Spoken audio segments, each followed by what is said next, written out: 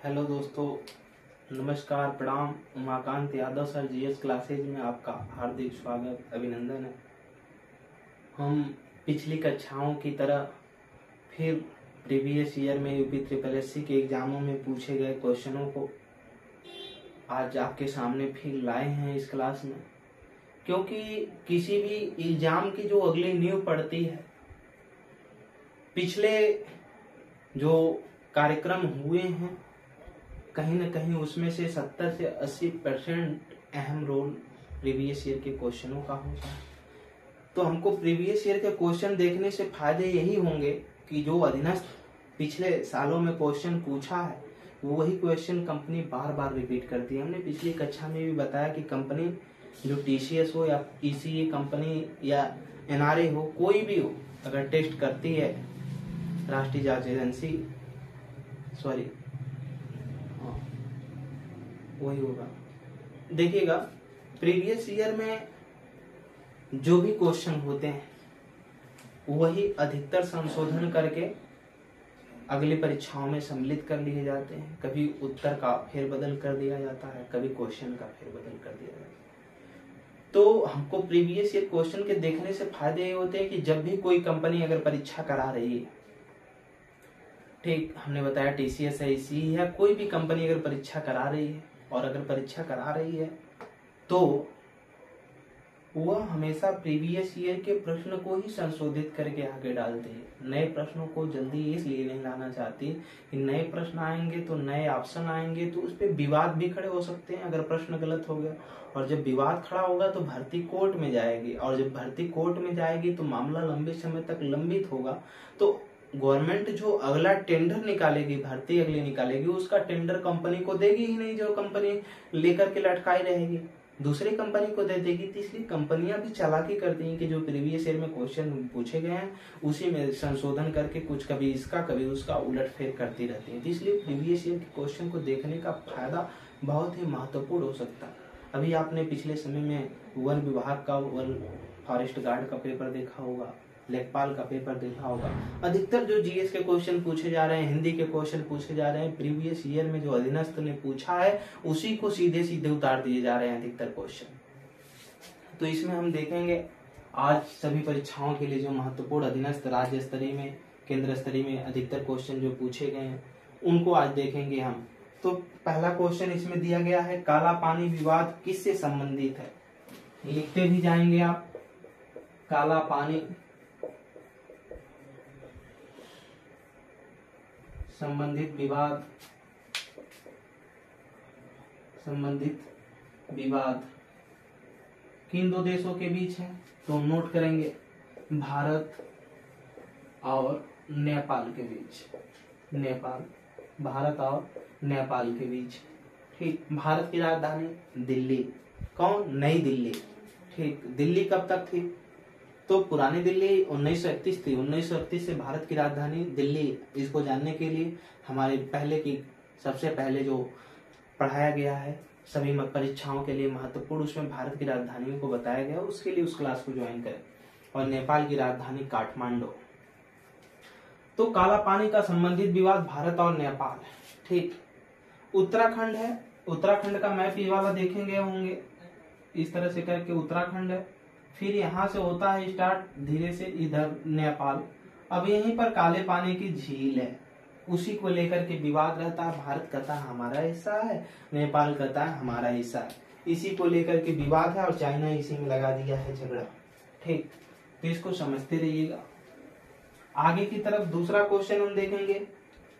पूछा गया कि भारत के कितने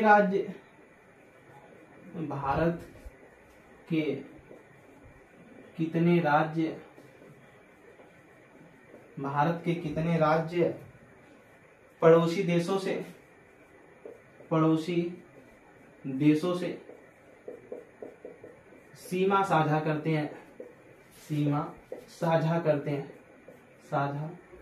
हैं। हमने पिछले कक्षा में, क्लास में भी इसको देखा। कुल 16 राज्य हैं। इसको आप एटलस, ऑक्सफोर्ड मैप में एटलस, जो स्टूडेंट एटलस है, उसमें आप पेज नंबर 7, 8 प्राकृतिक एवं राजनैतिक में जाकर के देख लेंगे। ठीक, आगे की तरफ पूछा गया भारत में राज्यों की कुल कितनी संख्या है। तो वर्तमान में जो भारत में राज्यों की संख्या है, भारत में राज्यों की संख्या, राज्यों की संख्या देखिएगा, भारत में वर्तमान राज्यों की जो संख्या है,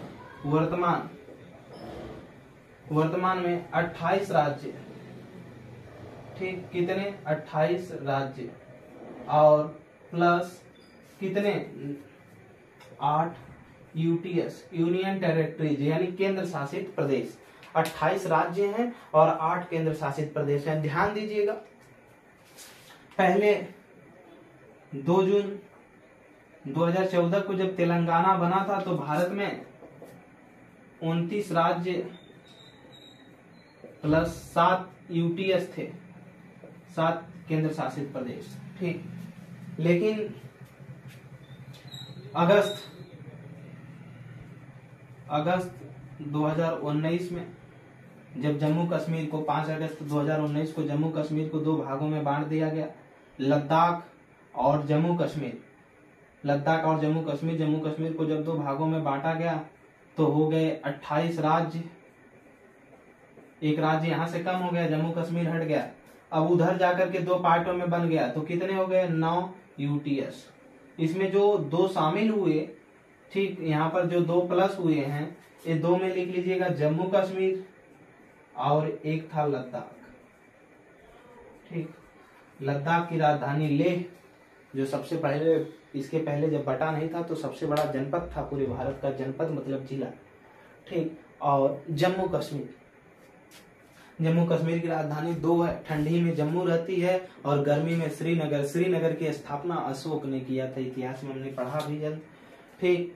फिर इसके बाद समय आया 26 जनवरी 2020 का, फिर दिमाग में आया सरकार के कि 28 राज्य प्लस इसमें से जो 9 यूनियन टेरिटरीज थे, इसमें से एक को दादरा नगर हवेली और दमन दीव को, जो 2 थी दादरा नगर हवेली दमन दीव को मिला दिया गया, ठीक। और जब मिला दिया गया तो हो गए 8 यूटीएस, ठीक।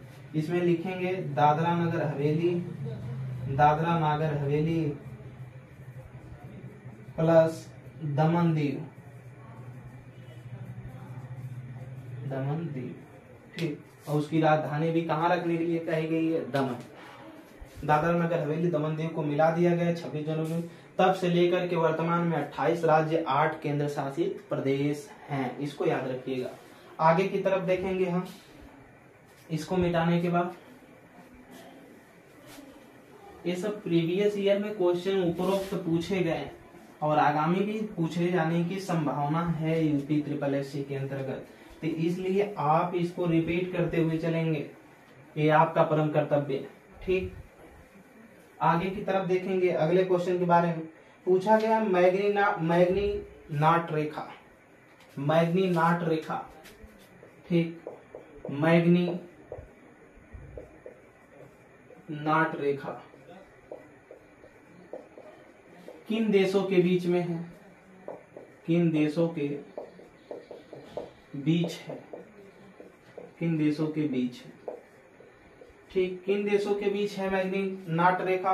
तो इसको देखेंगे, जो मैग्नी नाट रेखा है इसी को नाम दूसरा देते हैं सीज फ्राइड रेखा। क्या, सीज फ्राइड रेखा,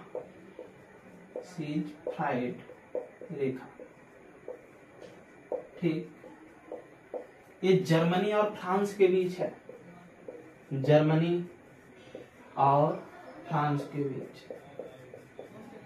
किसके, जर्मनी और फ्रांस के बीच है, इसको याद रखेंगे। अभी सभी देशों की रेखाओं को हम देख लेंगे। आगे की तरफ क्वेश्चन देखेंगे, दिया गया सरक्रिक विवाद, अगला पूछा गया है क्वेश्चन, सरक्रिक विवाद, जो सरक्रिक विवाद है, ठीक, किन देशों के मध्य है,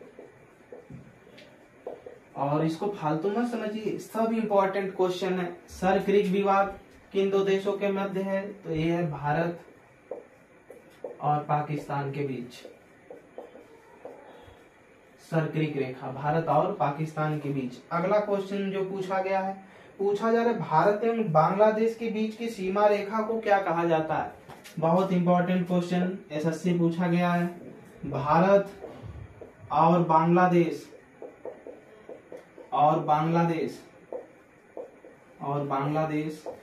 के बीच की सीमा रेखा को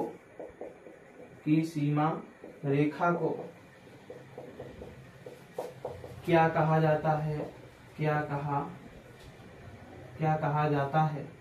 कहा जाता है।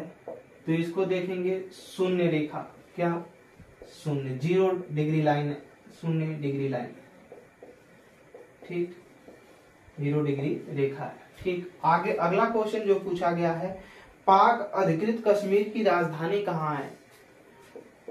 पाक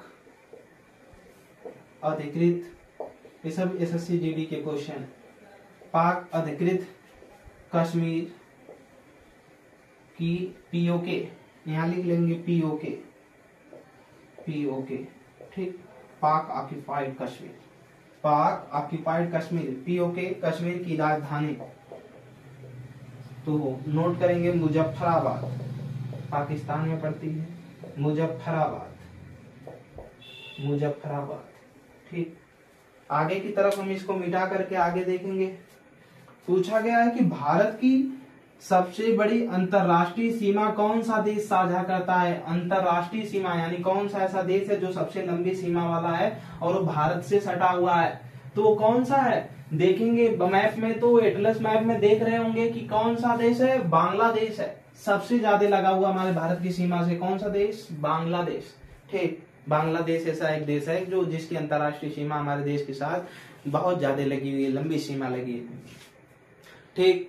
और बांग्लादेश की राजधानी ढाका। आगे की तरफ देखेंगे तो सीलान किस देश का प्राचीन नाम है। सीलान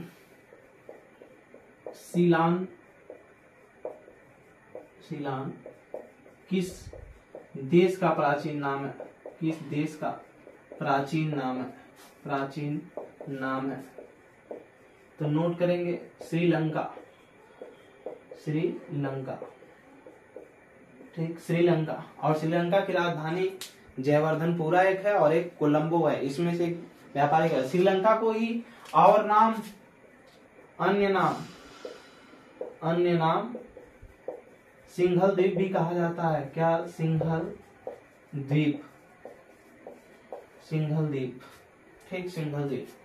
आगे की तरफ देखेंगे। अगला जो क्वेश्चन पूछा गया 38वीं समांतर रेखा, 38वीं समांतर रेखा किन दो देशों के मध्य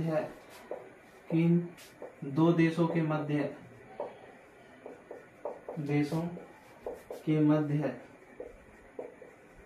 तो इसको नोट करेंगे उत्तरी कोरिया एवं दक्षिणी कोरिया दोनों एक दूसरे के कट्टर दुश्मन है, ठीक। और उत्तरी कोरिया का ही शासक है कौन, किम जोंग, ठीक, जिन्हें बार बार अमेरिका पे हाइड्रोजन बम गिराने की धमकी देता। आगे की तरफ देखेंगे। पूछा गया भारत की सर्वोच्च पर्वत शिखर जो केटू है, ठीक, हिमालय के किस श्रेणी में स्थित है। तो काराकोरम में। बहुत जल्द भूगोल के चैप्टर में हम आने वाले हैं, भूगोल पढ़ाएंगे पेट में, तो उसमें देख लिया जाएगा। काराकोरम एक दर्रा है, ठीक, कहां पर, जम्मू कश्मीर में काराकोरम दर्रा। इसके बाद जोजिला दर्रा, फिर पीर पंजाल दर्रा, फिर बुर्जिल दर्रा। ये चारों जो दर्रा हमने बताया है कहाँ है, जम्मू कश्मीर में। दर्रा का मतलब प्राकृतिक मार्ग है, पर्वतों या पठारों को काट करके जो भ्रंश के कारण मार्ग बन जाते हैं यहाँ, वो क्या कहलाते हैं, दर्रा कहलाते हैं। आगे की तरफ क्वेश्चन पूछा गया माउंट एवरेस्ट किस देश में स्थित है। माउंट एवरेस्ट नेपाल में स्थित है। माउंट एवरेस्ट हिमालय जो चोटी है, इसी को, हिमालय को, माउंट एवरेस्ट को ही नेपाल में सागर माथा के नाम से जाना जाता है। किसके, सागर माथा के नाम से, ठीक, इसको याद रखिएगा। 8,850 मीटर उसकी ऊंचाई है। आगे फरक्का विवाद किन दो देशों के मध्य है। फरक्का परियोजना, ठीक, फरक्का विवाद, फरक्का एक्सप्रेस चलती है ना। फरक्का विवाद किन दो देशों के मध्य है, किन दो देशों के मध्य है, किन दो देशों के मध्य, किन दो देशों के मध्य है। इसमें देखेंगे ये भारत एवं बांग्लादेश के मध्य है। किसके? भारत एवं बांग्लादेश के, भारत एवं बांग्लादेश के बीच क्या है? ये विवाद है। किसका? फरक्का का परियोजना। आगे की तरफ देखेंगे, पूछा गया भारत और श्रीलंका के बीच कौन सी जल संधि है। ये तो बेस्ट इंपॉर्टेंट है। भारत और श्रीलंका के बीच कौन सी जल संधि है? भारत और श्रीलंका के बीच, श्रीलंका के बीच कौन सी जल संधि है? कौन सी जल संधि है? जल संधि है तो नोट करेंगे पाक जल संधि, पाक जल संधि, पाक है जल संधि। ठीक, अंग्रेजी में पाक लिखा जाता है, हिंदी में पाक पढ़ा जाता है। पाक जल संधि क्या होती है? एक चीज, और जल डमरू मध्य दो होता है, ध्यान दीजिएगा। ठीक, थोड़ा हम डमरू के आकार में नहीं बना पा रहे हैं, लेकिन आप थोड़ा सा इस तरह से समझिए कि कुछ यूं होगा, यूं ऐसे। ठीक, ऐसे। अब इधर स्थल, इधर स्थल और इधर स्थल, नीचे इधर स्थल, बीच में इधर स्थल और इधर स्थल। और कुछ अगर ये डमरू के आकार में इस तरह से, ये डमरू के आकार में कुछ इस तरह से अगर रूप धारण करते हैं और बीच से ये जल, ठीक, ये जल एक दूसरे से क्या हो, जुड़ रहे हो, तो ये क्या कहलाती है? जल संधि कहलाती है। यानी दो तरफ स्थल का भाग हो और उसकी एक संकीर्ण पट्टी जाकर के एक दूसरे को जोड़ रही है।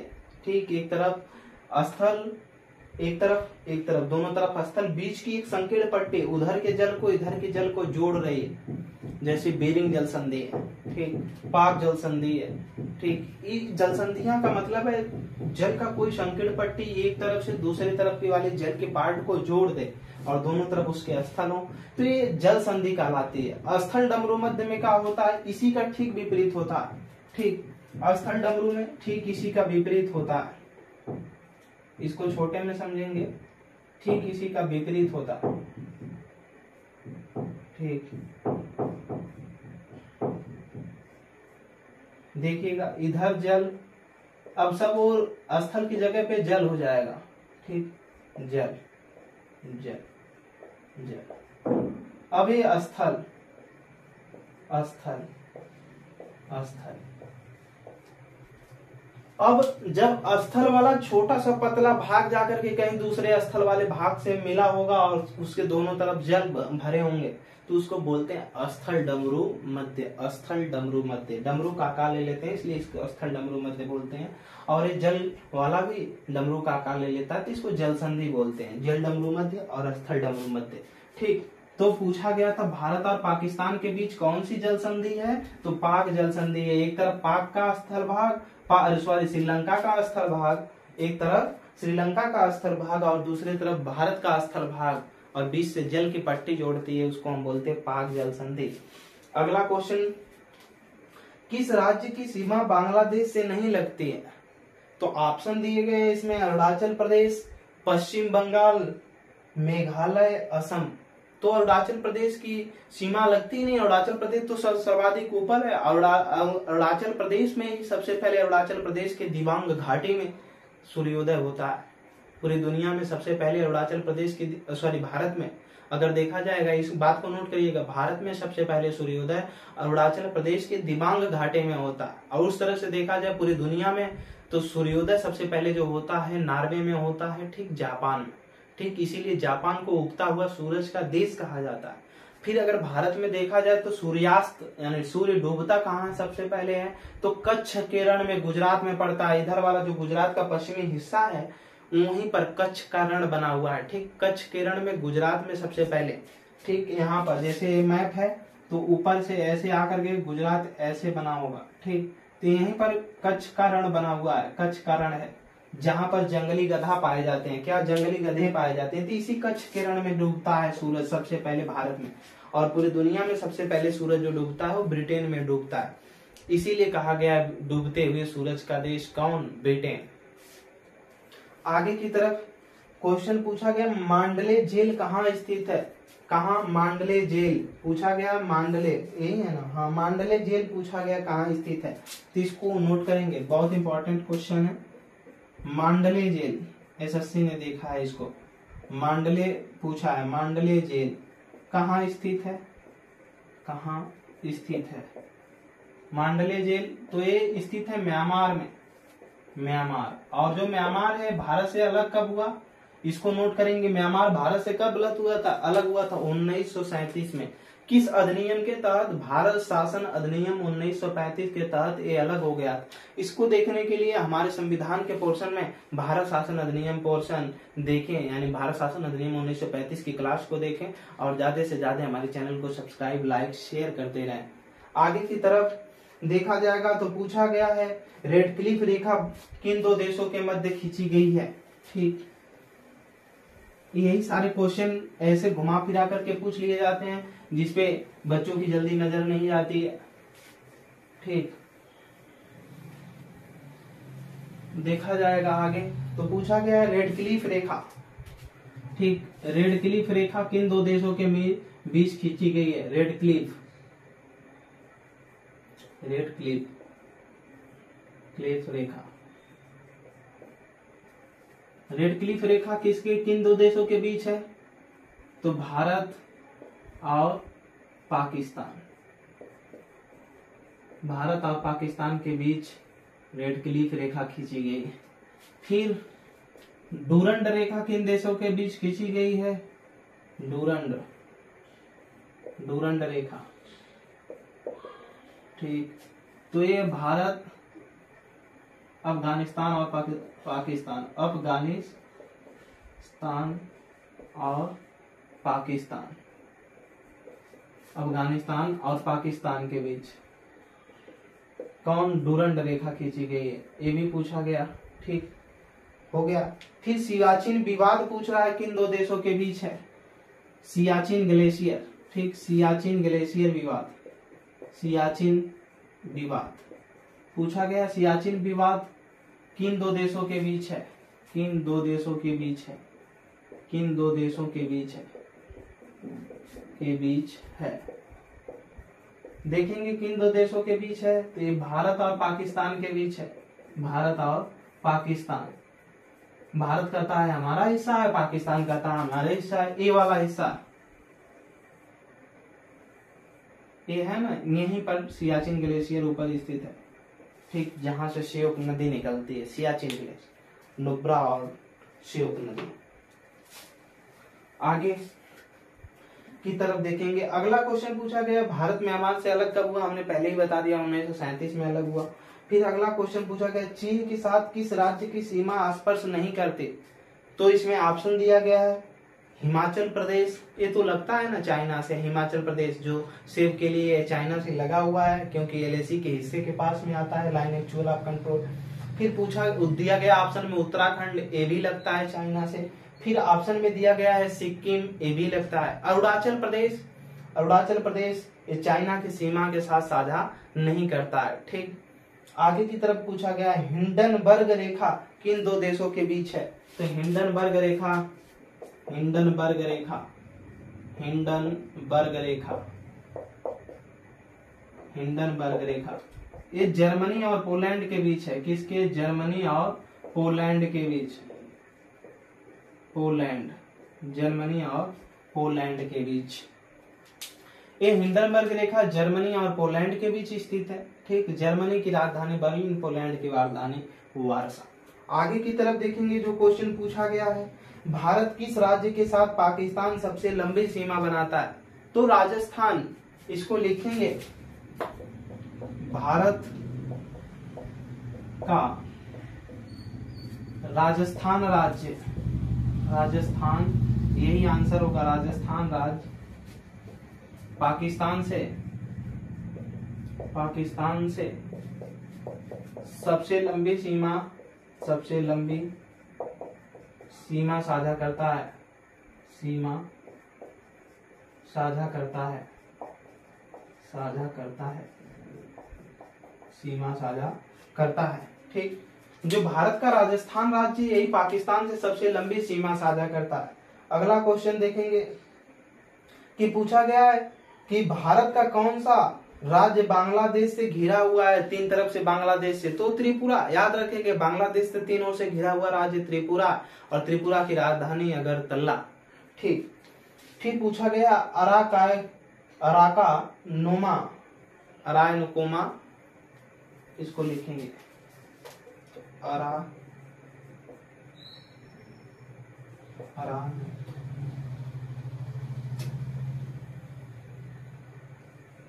अरायनकोमा पर्वत, अरायनकोमा पर्वत कहाँ है? म्यांमार में। ठीक, म्यांमार। आगे की तरफ पूछा गया है बहादुर शाह जफर की कब्र कहाँ है, तो यांगून में।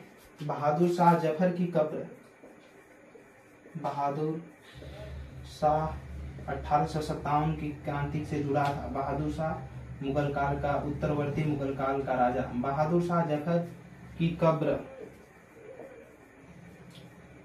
ये है यांगून। ठीक, रंगून पहले था, अब यांगून, यांगून में। आगे की तरफ देखेंगे पंजशीर की घाटी कहाँ पड़ती है? अफगानिस्तान में। इसको अपने से लिख लेंगे, पंजशीर घाटी। और अफगानिस्तान का स्वर्ग की, पाकिस्तान का स्वर्ग किसे कहा जाता है? तो स्वात घाटी को लिखेंगे। पंजशीर घाटी अफगानिस्तान में है, स्वात घाटी पाकिस्तान में है, उसे स्वर्ग कहा जाता है पाकिस्तान को। किसको? स्वात घाटी को, क्योंकि वहां पर गन्ना सर्वाधिक मात्रा में होते हैं। ठीक, गन्ना और गेहूं सर्वाधिक मात्रा में होते हैं। कहाँ? स्वात घाटी में। ठीक, आगे की तरफ देखेंगे। अगला जो क्वेश्चन पूछा गया है मेनहीन रेखा यानी मेन रहीम रेखा किन दो देशों के बीच है? रूस और फिनलैंड के बीच। इसको नोट करेंगे, मेन हीन रेखा या मेन रहीम रेखा, मेन रहीम रेखा,